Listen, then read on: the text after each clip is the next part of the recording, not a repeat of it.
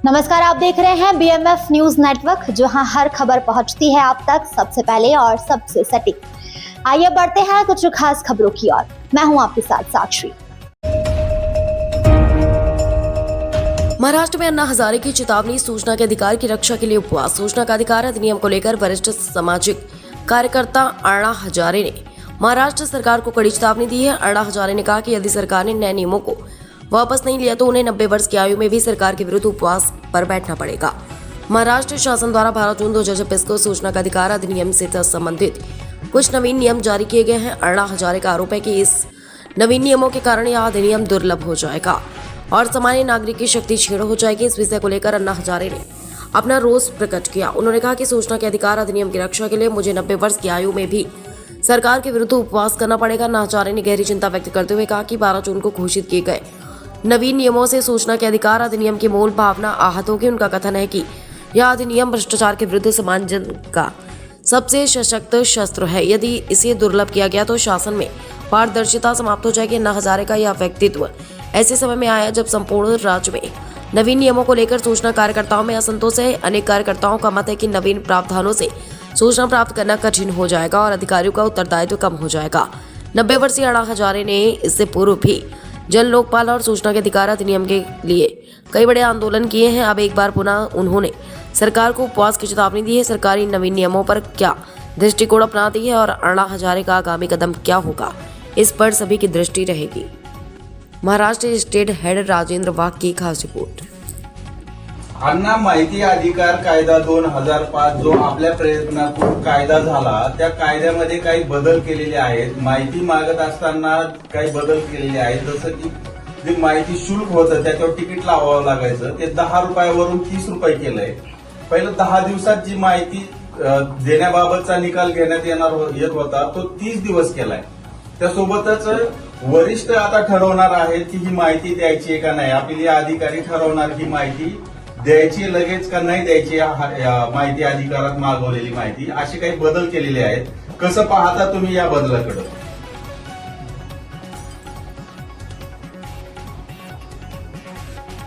जे बदल केले हा दोष आहे। माहिती घेणं नागरिकांचा हक्कच आहे, तो मूलभूत हक्क आहे। त्यासाठी आम्ही लढलो अनेक वर्ष। माहिती घेणं हा नागरिकांचा हक्क आहे, तो मालक आहे ना, आणि तुम्ही सर्व अधिकारी सेवक आहेत। मालकांना तुम्ही अशा आररावी करायला लागला किंवा त्यांना त्रास द्यावा लागला तर ती हुकुमशाही होईल, ती लोकशाही राहणार नाही। लोकशाहीला धोका आहे। म्हणून माहितीचा अधिकार हा मूलभूत हक्कच आहे, म्हणून आम्ही लढलो त्याच्यासाठी। माहितीचा अधिकार, जसं माहितीच्या अधिकारासाठी लढलो तसं दप्तर दिरंगाई, एका टेबलवरचा पेपर दुसऱ्या टेबलवरती वेळेच्या आत गेला पाहिजे। दप्तर दिरंगाई, बदलांचा कायदा, हेच अधिकाऱ्यांसाठी जो अन्याय होत होता अधिकाऱ्यांवरती, म्हणून 3 मनाला येईल तेवढा बदला करायचे, मनाला येईल तेवढा पुढे टाकायचे। म्हणून आम्ही 3 वर्षात बदली नाही, 3 वर्षाच्या आत बदली करायची नाही, हे सगळे आम्ही कायदे केले। शुल्क वाढवलं अण्णा, माहिती अधिकार मागवण्यासाठी जे 10 रुपयाचं तिकीट लागेल, शुल्क वाढवणं हा फार मोठा दोष आहे। शुल्क मध्ये तुम्ही पैसे कमवायला बसता काय? सरकारने जे पैसे कमवणारं साधन नाही, तर जनतेचं हित पाहिलं पाहिजे। जनतेचं हित तुम्ही डोळ्यासमोर ठेवलं पाहिजे।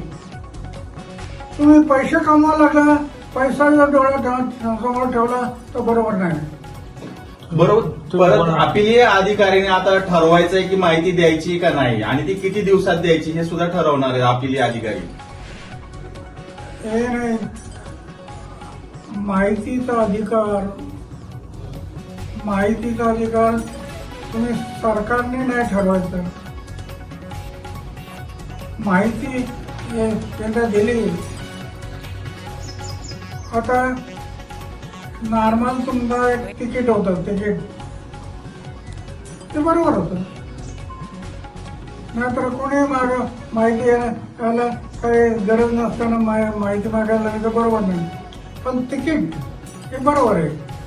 पण तुम्ही 10 रुपयाच्या माहितीचं 10 रुपयाच्या तिकिटाच्या ऐवजी 30 रुपये करायला लागला तर शासन पैसे कमवण्याच्या मागे लागलं असं म्हणायला. ही जनतेची छळवणूक आहे. जनतेची छळवणूक होते. तुम्ही जनतेचं हित पहा तुम्ही आणि त्याप्रमाणे तुम्ही मुख्यमंत्र्यांना काही पत्र किंवा काही बोलणार आहेत का? मुख्यमंत्री काय आम्ही हे पाहू, त्याच्यात बदल नाही केला तर मुख्यमंत्र्यांच्या विरोधात सुद्धा आम्ही आंदोलन करू, उपोषणाला बसू. एक उपोषण माहितीच्या अधिकारासाठी केलं. माहितीचा अधिकार, दप्तर दिरंगाई, बदल्यांचा कायदा, एवढ्या 10 कायदे, लोकपाल, लोकायुक्त 10 कायदे केले. हे जनतेच्या हितासाठी केले. सगळे जनतेचं हित. माझ्या आयुष्यात झोपण्याचा बिस्तर आणि जेवणाचं ताट आहे, काही ठेवलं नाही. माझं बँक अकाउंट कुठं असतं माहीत नाही. पुरा जीवन हे समाजाच्या सेवेसाठी लावलेलं आहे. आणि समाजावर अन्याय होत असेल तर पुन्हा एकदा उपोषण. याच्याशिवाय माझ्याकडे दुसरा पर्याय नाही. कारण माझ्याकडे काय कुठं मोठा संघटन नाही, कुठं काय नाही. पण उपोषण हा माझा मार्ग आहे. आणि मी आतापर्यंत एवढे उपोषण करत आलो. त्याच्यातून 10 कायदे केले. आता पुन्हा एकदा वेळ पडली तर वयाच्या 90व्या वर्षी पुन्हा एकदा उपोषण करण्याची वेळ आली तरी मी मागे घेणार नाही. जनतेच्या हितासाठी मी जीवन अर्पण केलं ना. जगेल ते समाजासाठी, देशासाठी, आणि मरेल ते समाज आणि देशासाठी. ते व्रत घेतलं मी. अण्णा